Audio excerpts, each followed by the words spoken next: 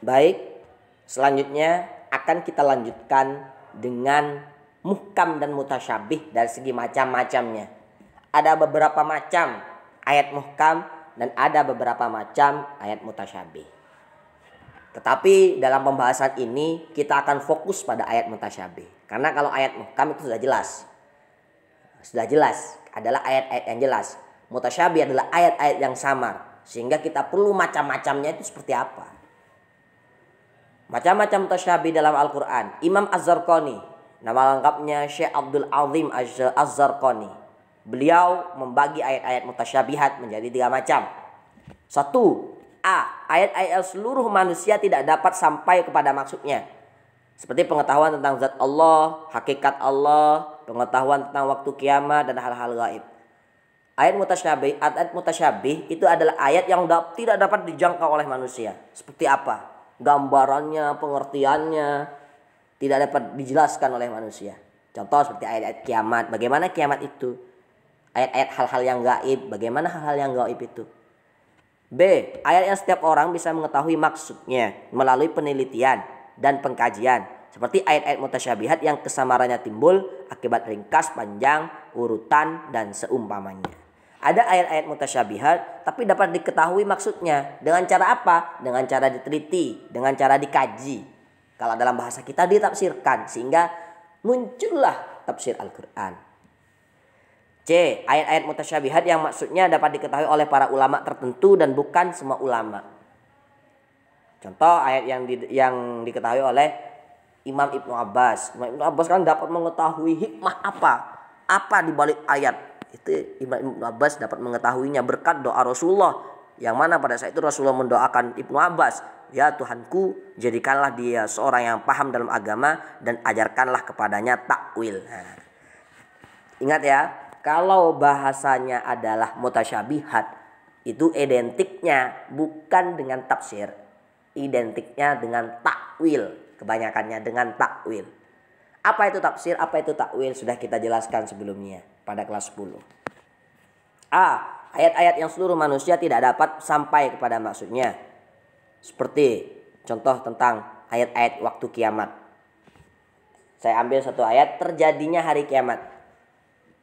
Ada ayat di situ, azifatil azifah laisa laha min dunillahi kasyifah, yang artinya telah dekat terjadinya hari kiamat. Tidak ada yang akan menanyakannya, menyatakan terjadinya hari itu selain Allah Subhanahu wa taala. Kiamat itu akan terjadi dan semua ulama itu sepakat, bahkan seluruh makhluk itu sepakat, baik itu yang Islam ataupun bukan. Waktunya kapan? Tidak ada yang tahu. Ya, tidak ada yang tahu. Maka disebut ayat mutasyabihat karena masih samar. Ulama pun tidak dapat menentukan kiamat itu kapan, tahun berapa.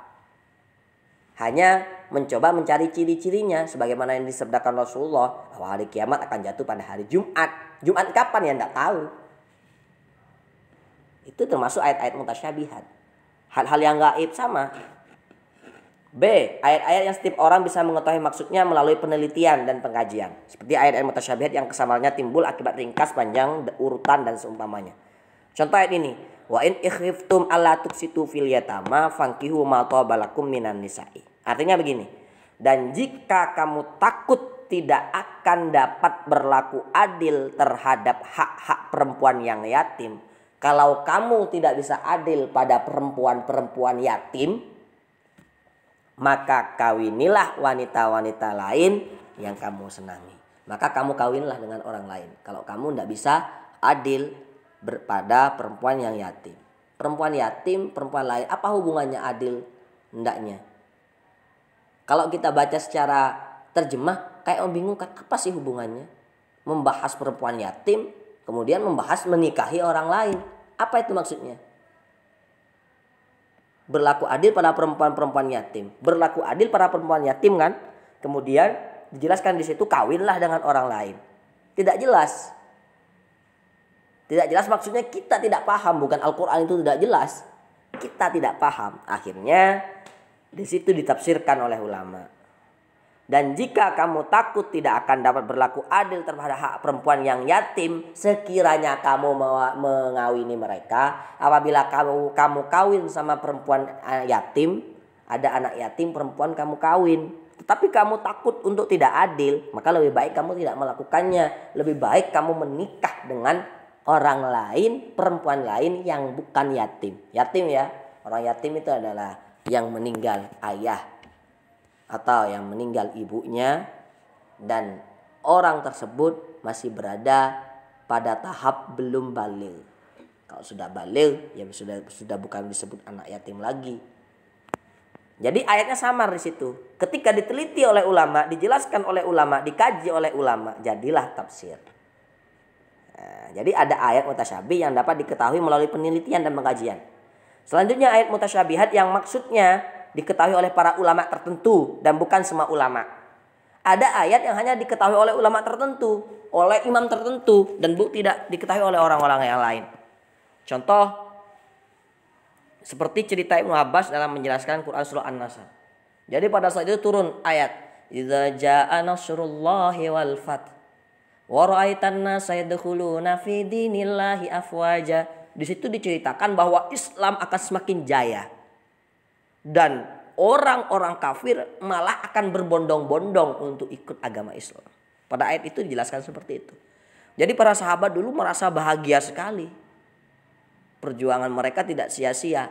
Akhirnya Allah mengisyaratkan bahwa orang Islam akan semakin banyak. Mereka senang. Tapi pada akhirnya ketika diserahkan ayat ini, didengarkan oleh Ibnu Abbas justru menangis. Bukan bahagia tapi menangis. Ditanya oleh para sahabat, kenapa kamu menangis? Harusnya kamu bahagia. Karena sebentar lagi Islam akan mengalami kejayaan. Ibnu Abbas berkata, iya betul. Islam memang akan mengalami kejayaan. Islam akan sampai pada puncaknya. Tapi tahukah kalian, ketika sesuatu sampai pada puncaknya, apa yang akan terjadi? Pembawa Islam itu akan pergi. Dalam artian sebentar lagi, karena hal ini akan menjadi sebuah kesuksesan, tentunya sebentar lagi orang yang membawa Islam yaitu Rasulullah akan meninggal. Makanya Ibnu Abbas itu menangis, sedih karena tidak ingin berpisah dengan Rasulullah. Isyarat pada ayat itu bukan hanya kebanggaan untuk orang Islam, tetapi juga kesedihan. Kenapa? Karena itu sebuah isyarat bahwa sebentar lagi Rasulullah akan wafat. Dan benar saja setelah turun ayat itu, tidak lama setelah itu kemudian turun ayat al-yauma akmaltu lakum dinakum. Rasulullah kemudian melaksanakan haji wada. Selesai. Rasulullah akhirnya wafat pada umur Rasulullah yang umur yang ke-63.